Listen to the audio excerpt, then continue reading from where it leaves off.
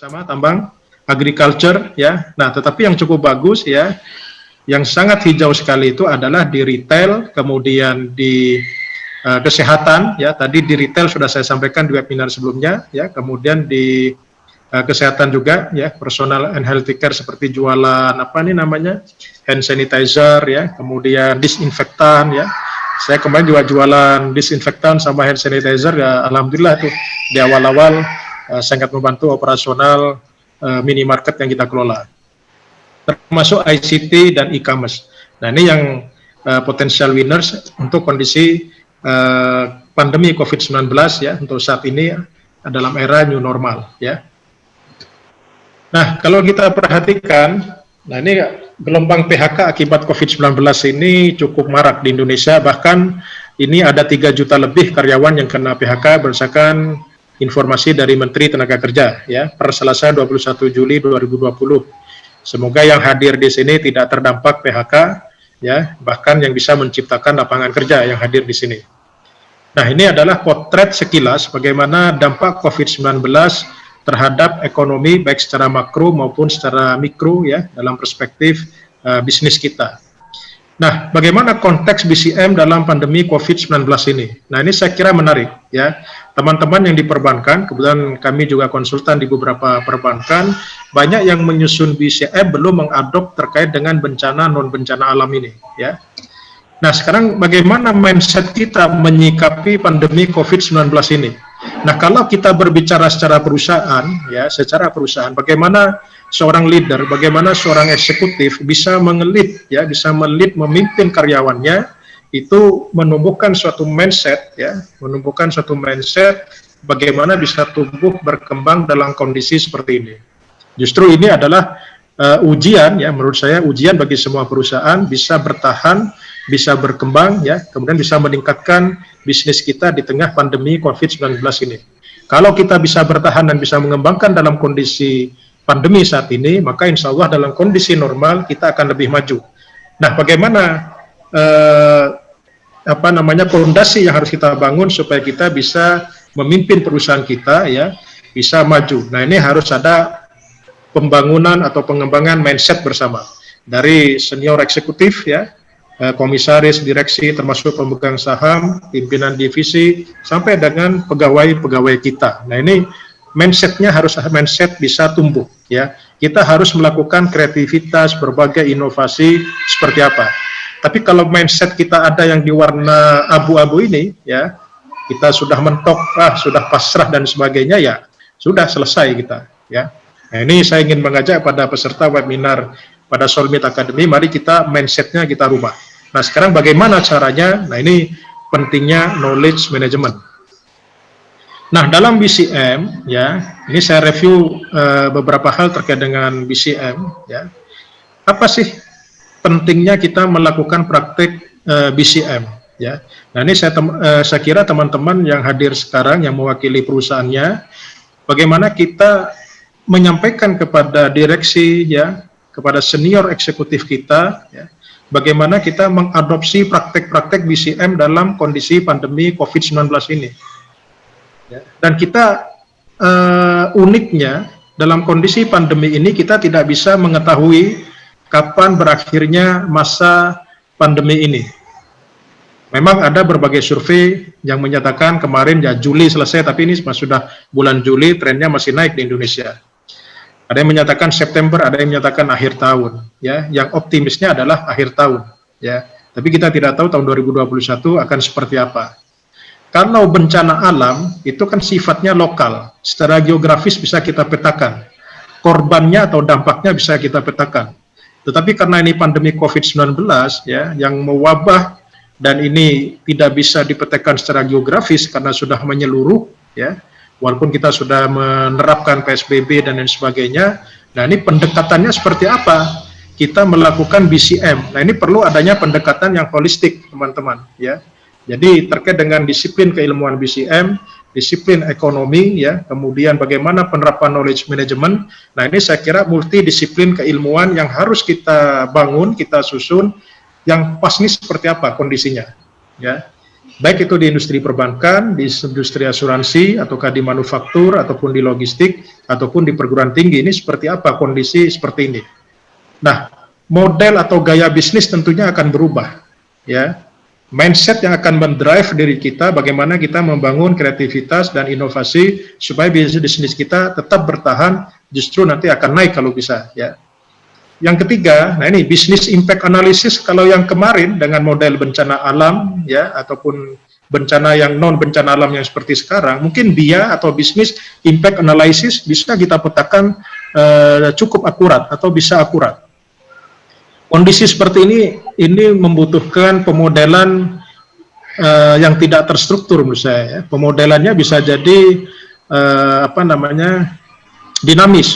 Ya, kita bisa melakukan berbagai pemodelan dengan kondisi yang seperti ini dengan berbagai variabel. Nah ini BIA kita akan seperti apa? Business impact analysis kita. IT nggak ada masalah. Ya. Kalau disaster recovery center terkait dengan IT, saya kira no problem, ya. Kan sekarang yang jadi problem itu adalah bisnisnya. Bisnis kita turun, ya. Nah, ini bagaimana melakukan recovery ekonomi baik secara nasional, baik secara lokal maupun secara perusahaan. Ya. Kemudian, nah ini yang perlu menjadi perhatian adalah dalam kondisi pandemi COVID-19, teman-teman, bisa jadi yang kena itu adalah kita. Bisa jadi yang kena adalah pegawai kita, ya. Nah, ini yang harus kita petakan kemungkinan ini. Bagaimana kalau kita kehilangan staf kunci kita, tiba-tiba kena COVID-19 sehingga tidak bisa meneruskan pekerjaan. Nah, yang tidak boleh kita abaikan adalah bahwa keberlangsungan operasional perusahaan itu tidak boleh tergantung kepada personal. Tidak boleh tergantung kepada beberapa orang. Ya, bisa stuck perusahaan kita. Misalkan di Bank Jateng, ya, yang ahli di analisis resiko atau penyusunan laporan tingkat kesehatan bank, mohon maaf nih teman-teman Bank Jateng, tiba-tiba kena COVID-19. Kemudian belum ada wahana atau waktu untuk transfer knowledge kepada pegawai yang lainnya. Nah ini bisa mengganggu operasional penyusunan laporan. Atau yang di bisnis, di marketing.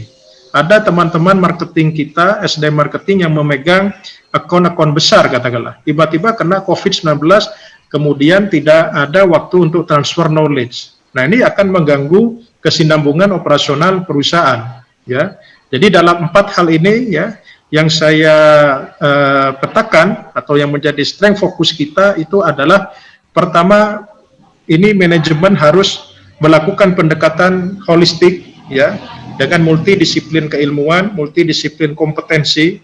Bagaimana kita melakukan mitigasi terkait dengan resiko-resiko yang dihadapi selama pandemi ini. Yang kedua, bagaimana kita memformulasikan business impact analysis dengan multivariabel, ya, sehingga kita bisa memperkirakan berapa potensial loss yang akan kita hadapi selama 6 bulan atau 3 bulan ke depan. Nah, yang ketiga adalah jangan sampai kita, nah ini protokol kesehatan tetap dilakukan, tapi kita tidak bisa menjamin bahwa mungkin pegawai-pegawai kita, mungkin senior eksekutif, mungkin kepala divisi kita, katakanlah kena COVID-19, kemudian kita harus memastikan bahwa kesinambungan operasional itu tidak terganggu akibat dampak kesehatan pada pegawai atau pejabat kita. Nah ini pentingnya penerapan knowledge management nanti. Ya. Kalau kita lihat, ya teman-teman yang di industri perbankan, ya itu sudah dipayungi ketentuannya oleh OJK. Kemudian di sini ada yang hadir teman-teman profesional dari perbankan. Ada POJK nomor 18/POJK.03/2016 tentang penerapan manajemen risiko bagi bank umum. Itu juga sudah diatur mengenai risiko operasional, ya. Kemudian yang kedua POJK nomor 38/POJK.03/2016 tentang penerapan manajemen risiko dalam penggunaan IT oleh bank umum. MRTI di situ ada salah satu pilar yaitu Business Continuity Management, ya. Kemudian ada SEOJK. Nah, kemudian juga ada Permennaker ya nomor 4 tahun 1987 tentang Panitia Pembina Keselamatan dan Kesehatan Kerja. Ini berlaku secara umum, ya. Nah, ini ada beberapa referensi payung hukum yang dikeluarkan oleh regulator ya terkait dengan bagaimana kita memastikan kesinambungan operasional kita. Nah, sambil contoh, karena bank ini adalah industri yang highly regulated, ya, karena dia kalau bermasalah akan mengganggu dampak sistemik terhadap perekonomian suatu daerah maupun secara nasional, itu POJK sebagai otoritas pengatur jasa keuangan di Indonesia telah menetapkan dalam SE OJK nomor 34/SE OJK titik 03 2016 bahwa bank harus memiliki BCM, ya, yaitu proses manajemen atau protokol terpadu memastikan untuk kelangsungan menyeluruh operasional bank. Nah, ini sudah jelas. Nah, ini proses manajemen atau protokol terpadunya dalam konteks BCM ini seperti apa? Nah, tentunya masing-masing disaster, bencana itu memiliki karakteristik tersendiri. Ya. Nah, kemudian yang kedua, ya, sambil contoh best practice di bank umum, di tempat lain saya kira bisa diadop ini, ya. Jadi bank wajib memiliki rencana pemulihan bencananya. Jadi setelah ada BCM, maka perlu adanya disaster recovery plan-nya, ya.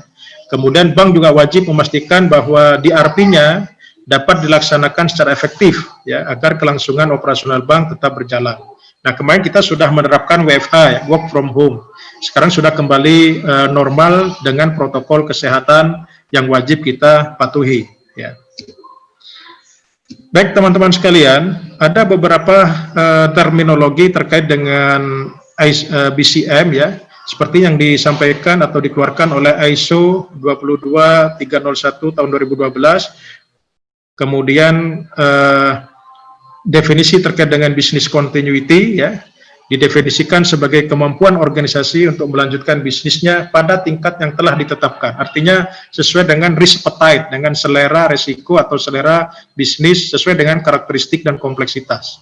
Jadi kalau katakanlah kemarin kita WFH memperlakukan 50% masuk kerja, 50% kerja di rumah, yaitu berarti itu adalah level terendah yang bisa diterima atau risk appetite-nya. Ada yang 60% bekerja, 40% WFH. Nah, ini tergantung daripada hasil kajian bisnis impact analisis kita. Jadi kita menerapkan WFH 60% masuk, 40% kerja di rumah, itu pertimbangan biaya dalam konteks kelangsungan bisnis, ya, bukan karena faktor selera, ya.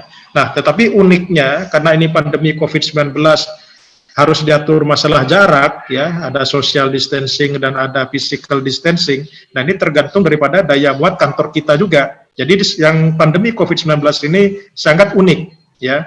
Bagaimana kita harus produktif, katakanlah masuk kerja, tetapi harus ada social dan physical distancing minimal 1 meter, ya. Nah, ini ada analisis yang terbaru kalau virusnya bisa menyebar melalui udara, katanya, ya. Nah, ini lebih ini lagi. Nah, ini sekarang bagaimana recovery terkait dengan kesehatan dan sekaligus recovery ekonomi. Jadi menurut saya sekarang tidak bisa melakukan hanya satu hal, yaitu hanya recovery kesehatan. Ekonomi juga kita harus perhatikan. Karena tadi kalau recovery ekonomi ini nggak kita perhatikan, gelombang PHK, ya, kemudian kesejahteraan masyarakat kita tentunya akan terganggu. Bisa jadi korban karena kelaparan itu lebih banyak daripada korban pandemi COVID-19. Jadi saya kira ada dua sisi yang sama-sama harus kita lakukan recovery. Nah, saya kira pemerintah perlu juga mengadop konteks BCM ini, ya. Jadi kalau di dalam perusahaan itu berbicara recovery ekonominya, kalau di pemerintah itu lebih banyak recovery kesehatannya, saya kira harus dua hal, ya, recovery kesehatan dan recovery ekonomi. Nah, ilmu-ilmu atau disiplin kompetensi yang ada di BCM saya kira bisa diadop. Nah, ini perlu teman-teman pemerintah, baik pemerintah daerah, bisa mengadop best practice yang ada dalam konteks BCM ini. Nah, tentunya disesuaikan dengan karakteristik masing-masing daerah. Contoh yang saat ini ada, ya, sekarang Pemda atau pemerintah pusat dalam tanda kutip hampir kehabisan dana untuk melakukan recovery ekonomi atau kesehatan di semester kedua ini. Kenapa? Karena semester 1 kemarin itu banyak sekali anggaran kita yang digunakan untuk melakukan recovery kesehatan, katakanlah ada yang tepat sasaran, ada yang tidak tepat sasaran, ada yang bantuan langsung sembako dan sebagainya. Nah, semester kedua ini kita sudah ngos-ngosan anggaran kita, ya. Nah, ini menurut saya perlu dirumuskan bagaimana strategi recovery ekonomi yang efektif. Nah, ini pemerintah saya kira memiliki sumber daya dan pakar untuk mendiskusikan hal ini, ya. Nah, kalau kita berbicara ya, ini adalah contoh BCM yang normal ya. Jadi begitu terjadi insiden ya, maka kita sudah melakukan BCP ya dengan minimum recovery dan sebagainya. Ini kondisi normal bencana, kemudian kita bisa memperkirakan kondisi kapan berakhirnya bencana ya. Misalkan ada gunung meletus, kita udah tahu gunung meletus bulan ini udah selesai ya. Contoh kemarin di Provinsi Bali Gunung Agung ya, itu erupsi ya, batuk-batuk itu kurang lebih 3 bulan sampai 6 bulan selesai. Nah, pandemi saat ini ya, ini kita kondisinya sudah kondisi non normal, tidak normal. Kita tidak bisa menetapkan kapan pandemi ini selesai. Nah, ini menariknya di situ ya. Nah, ini bagaimana kita kondisi new normal yang sekarang kita atau adaptasi kebiasaan baru ya bahasa Indonesianya. Bagaimana kebiasaan bisnis, bagaimana kebiasaan operasional dalam kondisi new normal ini. Ya. Apakah ada perubahan? Apakah ada modifikasi? Apakah ada perampingan? Apakah ada efektivitas yang harus kita tingkatkan? Nah, ini perlu kita petakan lagi arsitektur proses bisnis yang sudah kita bangun dalam kondisi normal, itu perlu kita review dalam kondisi new normal ini seperti apa.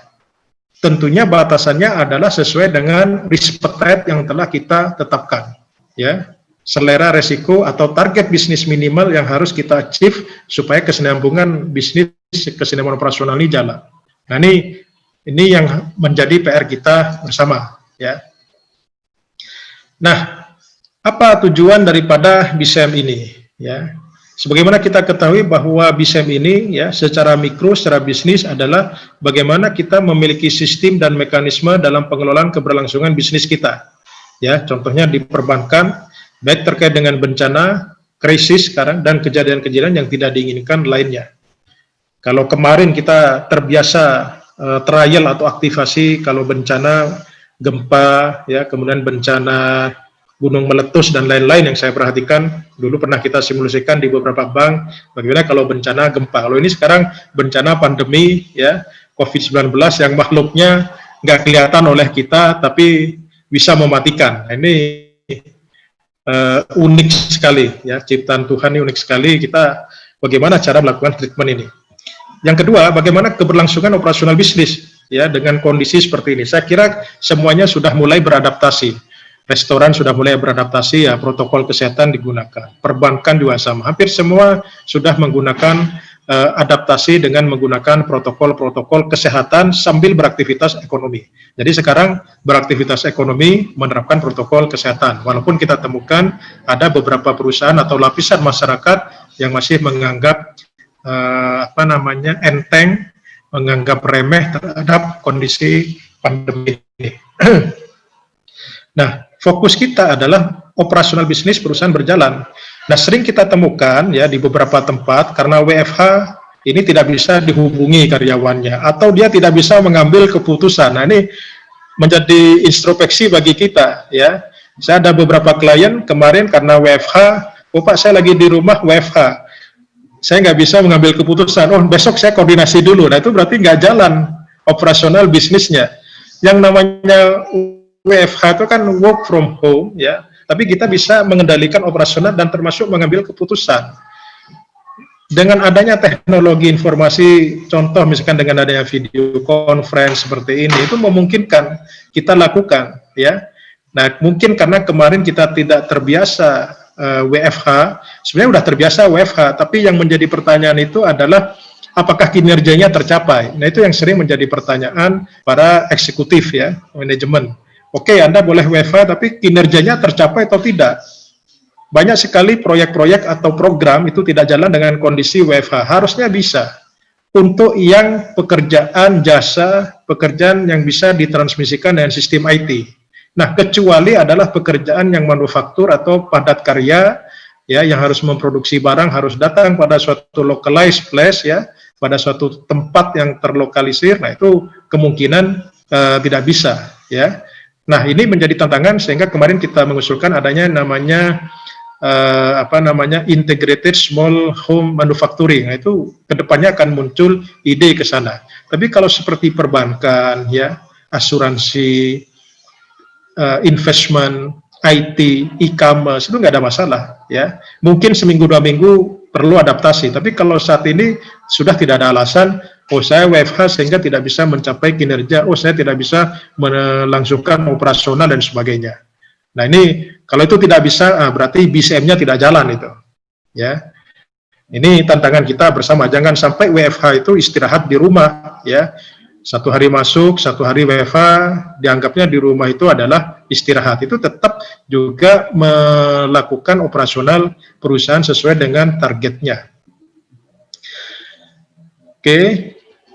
Nah, apa manfaat daripada BCM, ya? Jadi kenapa kita menggunakan BCM? Di samping sebagai tanggap darurat terhadap bencana, krisis, dan lain-lain, yang kedua adalah pemulihan dengan biaya lebih efektif.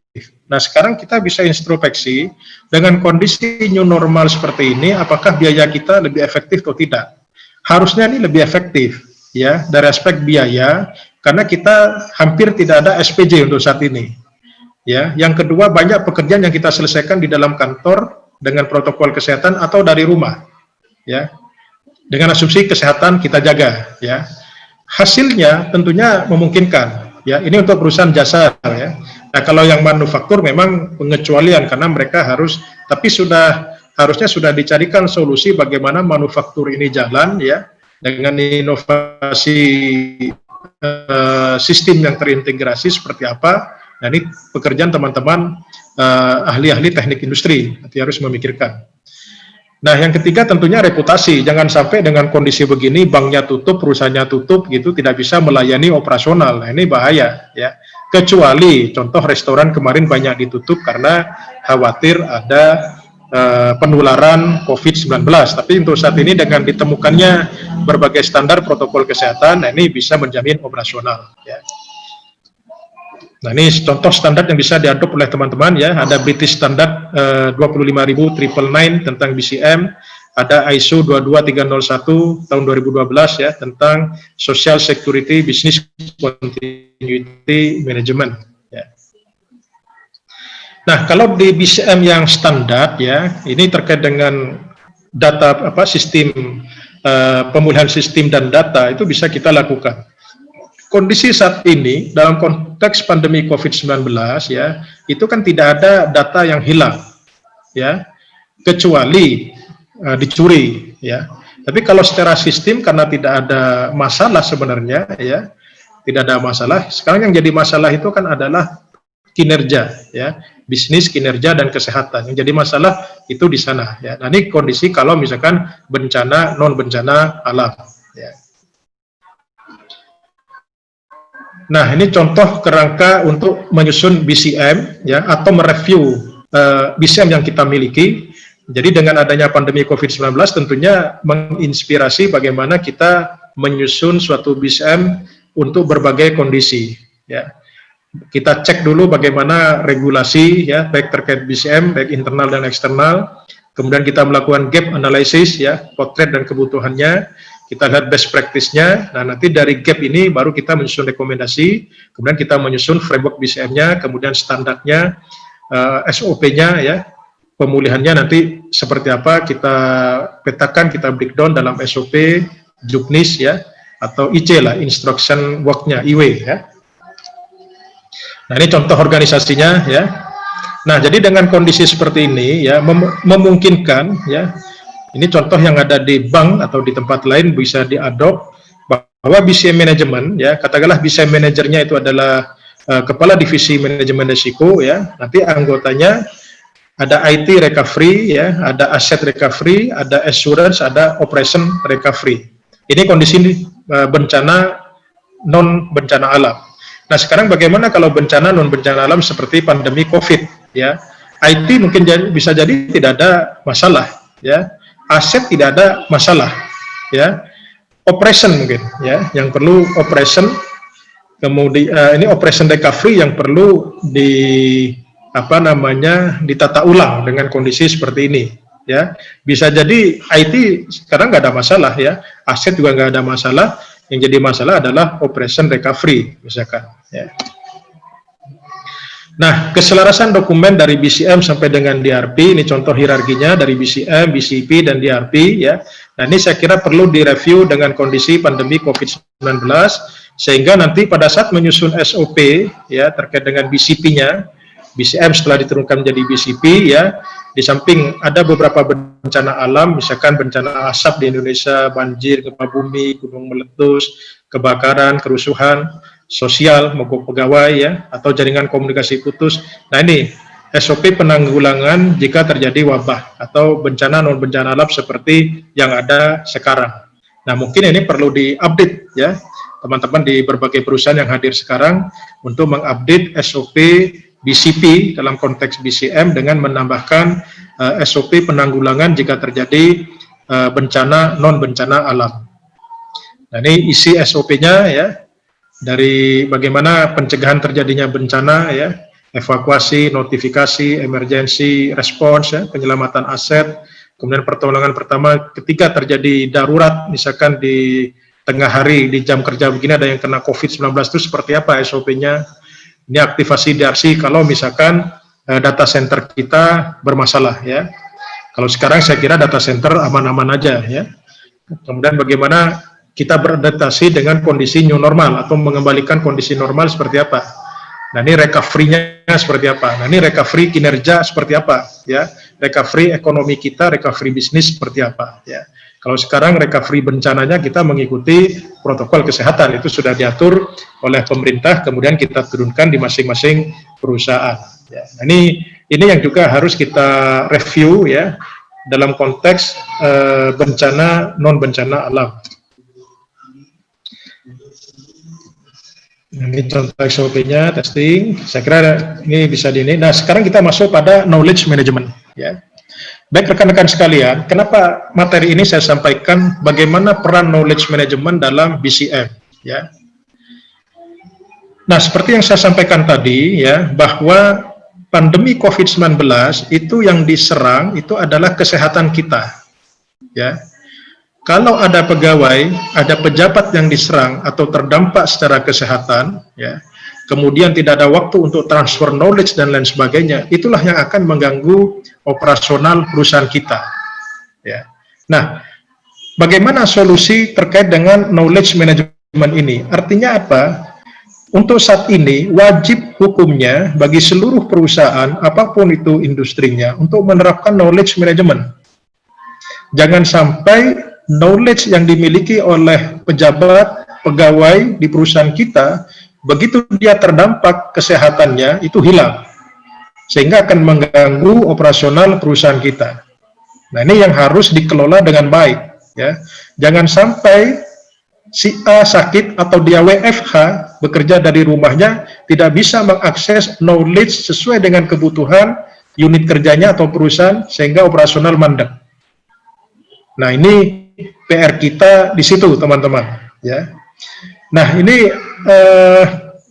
ada ungkapan yang dikeluarkan oleh Pak Iku Jiro Nonaka ya dari Hitotsubashi University. Dalam perekonomian, ya, satu-satunya kepastian adalah ketidakpastian. Nah, salah satu sumber keunggulan kompetitif yang langgeng adalah pengetahuan. Artinya dengan knowledge itu, ya, kita akan bisa menciptakan knowledge dari informasi yang kita dapatkan. Jadi sekarang kan informasi sudah sangat banyak. Yang jadi problem itu adalah bagaimana kita mengekstrak informasi itu menjadi knowledge bagi kita, sehingga bisa mensupport tercapainya kinerja baik secara pribadi maupun perusahaan. Nah, itu PR-nya di situ. Ya. Nah, kemudian Peter F. Drucker, Bapak Ekonomi modern, ya, mengatakan bahwa dengan adanya pengetahuan tentunya akan mendorong produktivitas dan meningkatkan inovasi. Kalau namanya inovasi, kreativitas, produktivitas itu akan tercapai kalau punya pengetahuan. Ya. Nah, saya ambil contoh, ya, Solmit sering mengadakan training-training konvensional kemarin. Nah, ini dalam hampir sebulan terakhir ini kita adakan webinar, kita adakan training online. Ya. Nah, ini salah satu contoh untuk mendongkrak produktivitas. Ya, bagi saya sendiri dan teman-teman Soulmate itu bagaimana membuat satu materi-materi yang bisa kita share kepada masyarakat, ya. Kemudian bagaimana juga kita melakukan inovasi, karena saya yakin dari diskusi seperti ini akan muncul inovasi-inovasi yang bisa dikembangkan oleh Soulmate maupun oleh teman-teman. Nah, ini contoh kita melakukan sharing informasi, kemudian mengekstrak sehingga menjadi knowledge. Ya. Nah, namanya pengetahuan ini tentunya sumber kekayaan. Ya, menerapkan pengetahuan pada hal yang sudah kita ketahui, tentunya produktivitas akan naik. Tapi pengetahuan pada hal yang baru akan menghasilkan inovasi.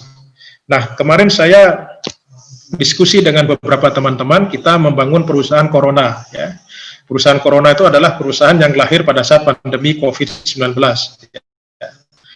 Nah, kenapa kita berani? Ya, karena kita bisa mengawinkan berbagai pengetahuan, ada pasar, ada pengetahuan yang bisa kita ekstrak sehingga menjadi produk, kemudian bisa dilempar pada pasar dalam kondisi seperti ini.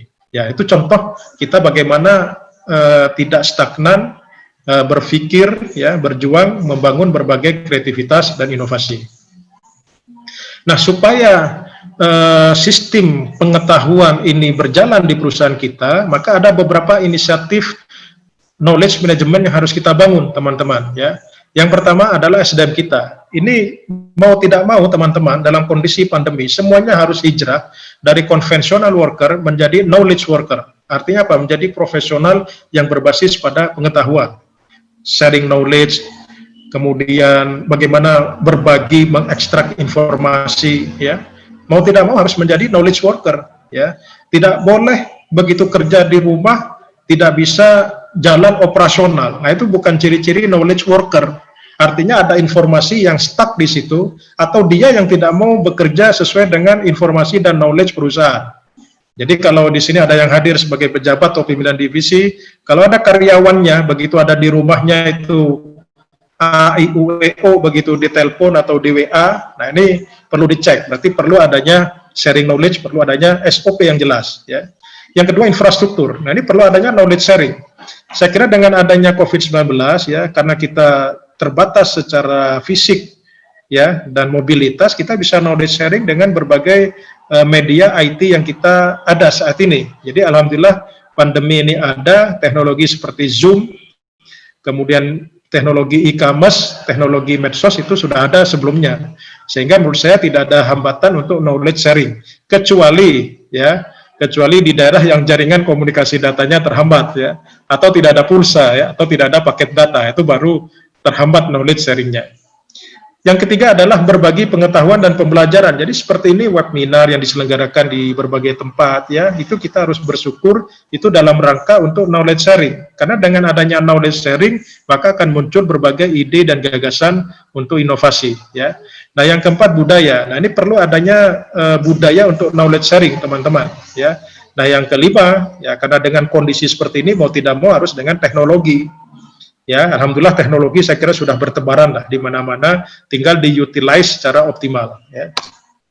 Nah, bagaimana peran knowledge management dalam konteks BCM ini, ya, teman-teman sekalian? Nah, saya ingin menggarisbawahi pertama adalah ini, knowledge sharing and collaboration. Ini penting sekali di dalam perusahaan, baik itu dilakukan secara offline di dalam kantor maupun secara online melalui teknologi video conference dan lain sebagainya. Itu yang penting. Yang kedua, kita juga harus melihat bagaimana customer knowledge saat ini kondisi pandemi.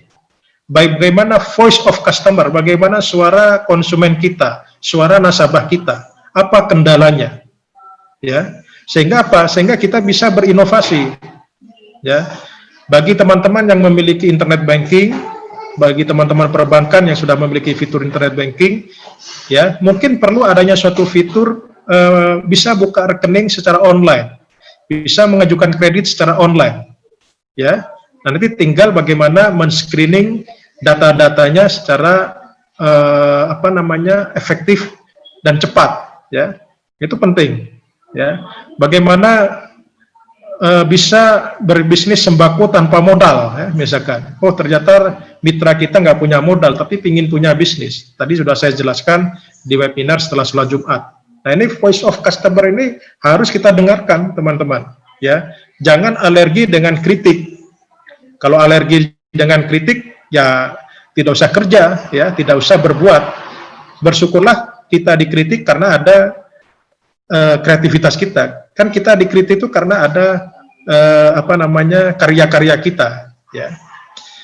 Nah, berikutnya, ya, ini perlu adanya organizational learning. Jadi bagaimana perusahaan kita bisa menciptakan perusahaan yang punya budaya learning, ya, budaya sharing, budaya yang memprioritaskan atau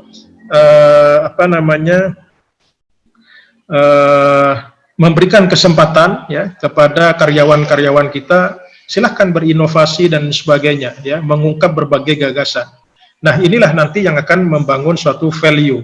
Jadi yang sekarang dibutuhkan dalam kondisi pandemi COVID-19 ini, value apa yang bisa kita lempar ke pasar? Value apa yang bisa kita lempar kepada nasabah kita? Ya, value apa kita sebagai karyawan yang bisa kita berikan kepada perusahaan?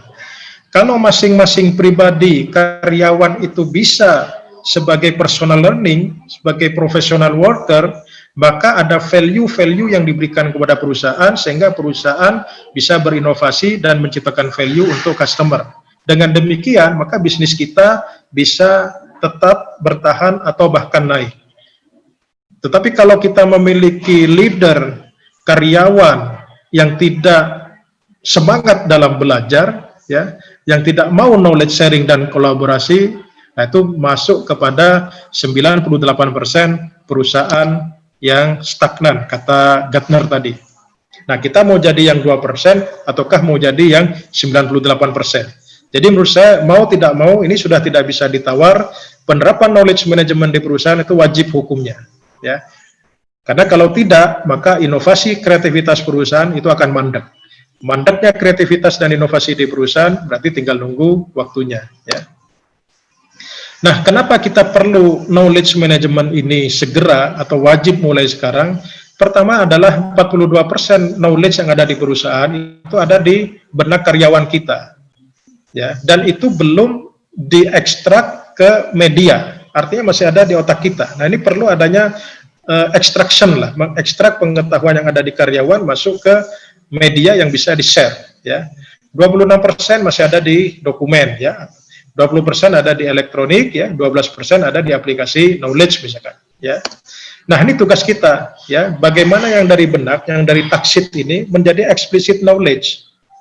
Nah, itu tugasnya seperti apa? Sehingga, mohon maaf, jika ada salah satu karyawan atau pejabat kita meninggal, nah itu tinggal dilanjutkan, jangan sampai terkena dampak sakit, ya, atau meninggal seketika, itu tidak bisa dilanjutkan, karena tidak ada jejak knowledge yang ditinggalkan di perusahaan. Jadi tugasnya adalah bagaimana melakukan konversi dari taksit menjadi eksplisit. Nah, caranya seperti apa? Melalui sharing, ya, melalui sosialisasi, melalui pembelajaran, ya. Kemudian kalau perlu ya dikasih tes tuh tiap minggu, ya. Teman-teman divisi manajemen risiko misalkan, dites bukan tes ilmu manajemen risikonya, ya, dites bagaimana keberlangsungan operasional aktivitas yang ada di manajemen risiko berjalan. Kalau dia tidak ada, apa yang harus dilakukan? Kalau dia di rumah, bagaimana dia harus melakukan? Bagaimana PR-PR-nya seperti ini, ya. Nah, ini menjadi PR kita bersama. Nah, ini tantangan kita adalah bagaimana membangun individual learning sehingga tercipta menjadi organizational learning. Oke, saya langsung pada prakteknya adalah ada dua hal yang bisa kita lakukan, teman-teman, ya, dalam kondisi pandemi COVID-19 ini. Apa yang bisa kita lakukan? Inisiatif, ya, inisiatif KM dalam BCM, ya. Yang pertama adalah bagaimana kita merecord, ya, mengelola, ya, activity log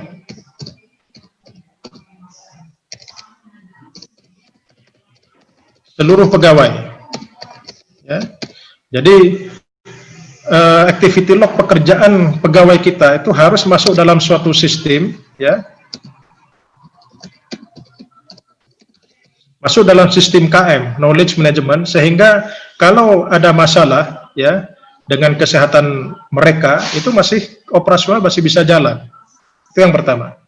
Yang kedua, bagaimana kita bisa membangun kinerja dari pegawai-pegawai kita atau dari personal-personal kita, maka ini perlu adanya budaya inovasi. Nah, bagaimana cara men-triggernya? Nah, ini harus dipaksa, ya. Misalkan ada Innovation Award. Jadi saat ini dalam kondisi pandemi, semua perusahaan melakukan Innovation Award untuk seluruh karyawan atau untuk publik yang kira-kira usulannya adalah pengembangan produk atau jasa untuk perusahaannya. Ini boleh untuk internal, ya, untuk internal maupun eksternal perusahaan. Nah, jadi saya kira ada dua inisiatif ya yang cukup konkret ya, menurut saya konkret untuk membangun kesinambungan operasional kita, membangun kinerja kita, yaitu inisiatif pengelolaan activity log untuk seluruh pegawai, karena kondisi pandemi saat ini itu yang diserang adalah pegawai dan pejabat ya, dan kita tidak tahu kapan, dan semoga aja semuanya selamat dan sehat ya. Tapi ini merupakan potensial risk yang harus kita kelola. Yang kedua, budaya inovasi ya, Innovation Award katakanlah untuk internal perusahaan, manajemen membuat Innovation Award katakanlah satu grup 3 orang ya, bisa kolaborasi secara online kalau misalkan masih terbatas ya, untuk pengembangan produk dan jasa untuk perusahaannya ya. Nah, ini yang harus kita lakukan dengan kondisi karakteristik ekonomi makro, keterbatasan konektivitas yang seperti ini. Nah, ini saya kira budaya knowledge management yang bisa kita lakukan dalam business continuity management untuk kondisi pandemi COVID-19.